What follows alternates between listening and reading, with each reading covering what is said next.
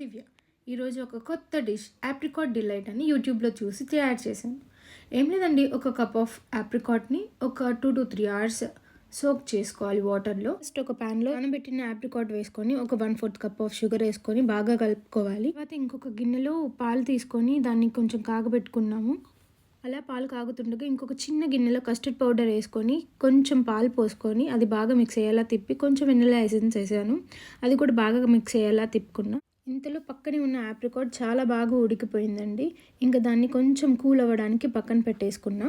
తయారు చేసుకున్న custard mix మరుగుతున్న పాలల్లో వేసి బాగా కలుపుకున్నా. అది కొంచెం థిక్నెస్ వచ్చేటట్టు కలుపుకున్నాను. కస్టర్డ్ పౌడర్ అది థిక్నెస్ రాగానే ఇంకా పక్కన పెట్టేసుకున్నాను.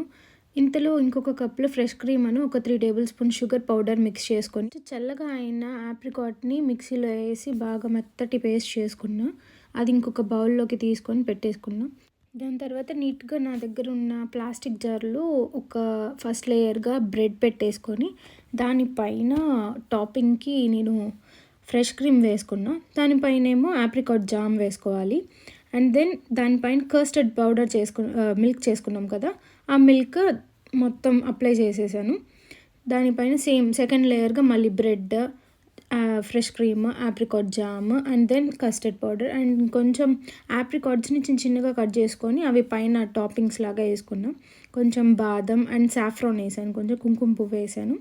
సో అలా యూట్యూబ్లో చూసి ఆప్రికాట్ డిలైట్ అనేది తయారు చేశాను. ఈ వీడియో మీకు నచ్చినట్టయితే please do subscribe to my channel. See you in the next short. Bye.